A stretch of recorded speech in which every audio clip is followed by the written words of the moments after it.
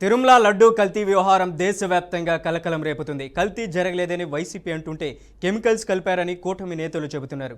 ఇదిలా ఉంటే కోట్లాది మంది హిందూ దేవులకు ప్రాతినిధ్యం వహిస్తున్నామంటున్న ధార్మిక సంఘాలు, మఠాధిపతులు మాత్రం వివాదంపై మౌనం వహిస్తున్నారు. ఇంతకీ తిరుమల లడ్డూలో ఏం కలిసింది? అసలు కల్తీ జరిగిందా లేదా? మొదట జంతువుల కొవ్వు అన్న కూటమి నేతలు ఇప్పుడు కెమికల్స్ అనడం వెనుక ఆంతర్యం ఏమిటి? లడ్డూలో జంతువుల కొవ్వు లేదంటూ సిబిఐ ఇచ్చిన నివేదికను అసలు కల్తీయే జరగలేదన్నట్లుగా వైసీపీ ఎందుకు ప్రవర్తిస్తుంది? Watch the story.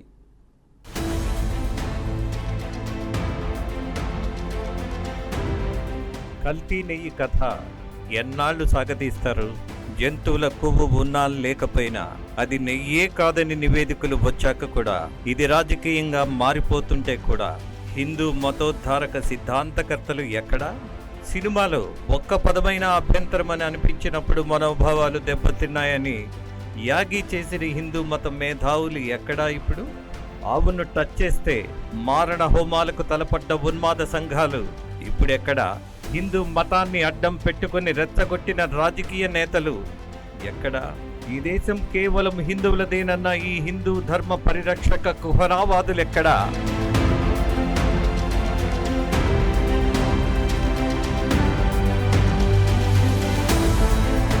జై బజరంగ దళంటూ హిందూ ధార్మిక సిద్ధాంతకర్తలమంటూ రాద్ధాంతాలు చేసిన వాళ్ళు ఇప్పుడు మౌనం ఎందుకు? మతాలు, సాంప్రదాయాలను, ధర్మాలను నీచ రాజకీయాలకు తాకట్టు పెడతారా?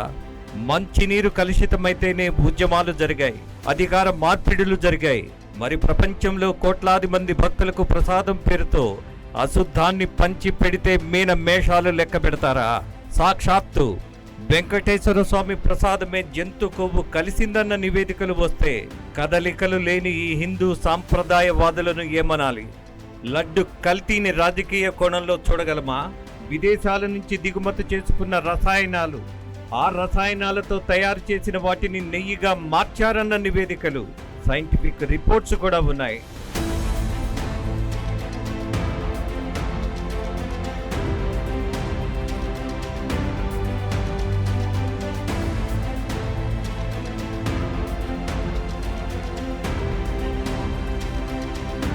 ఎన్డీడీపీ గుజరాత్ డైరీ ఎనాలిసిస్ రిపోర్టులో కూడా తేల్చిందిదే. జంతు కొవ్వు కనిపిస్తున్న ఈ ఆధారాలు నిజం కాదా?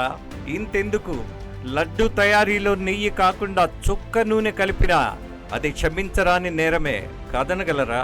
కొవ్వెక్కిన వాళ్ళు కొంతమంది నెయ్యి అంటూ కొవ్వును కలిపారని తెలిసి ఈ హిందూ సమాజం నిద్రపోతుందా? ఇప్పుడు మనోభావాలు చచ్చిపోయాయా? కల్తీ నెయ్యి రాజకీయ వికృత క్రీడలో కోట్లాది మంది భక్తుల నమ్మకం కుప్ప కోల్పోవడం లేదా? పాలకపక్షం ఇంకా చర్యలు తీసుకోలేని బలహీనతతో ఉందా? ఏమో, అది వాళ్ళ రాజకీయమేమో. దోషులెవరు, ఎవరి పాలనలో, ఎవరి పాలక మండలిలో జరిగిందన్నది నిగ్గు తేలాక ఇంకా ఈ చర్చలేంటి, ఈ ముచ్చట్లేంటి, ఈ చేతులు ముడుచుకు కూర్చున్న రాజకీయం ఏంటి?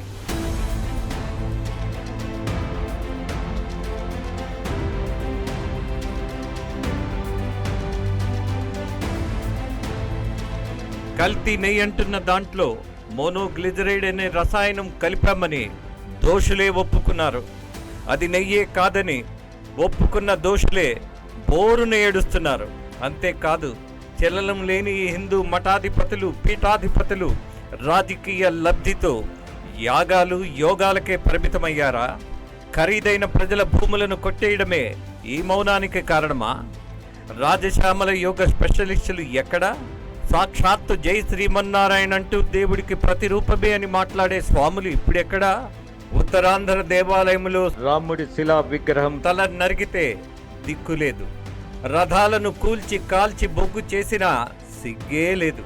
దేవాలయాలపై దాడులకు పాల్పడ్డ నేరస్తులకు శిక్షలు కూడా లేవు. ఎన్నాళ్ళు ఈ హిందూ దేవాలయాలపై, హిందూ ధర్మాలపై దాడి?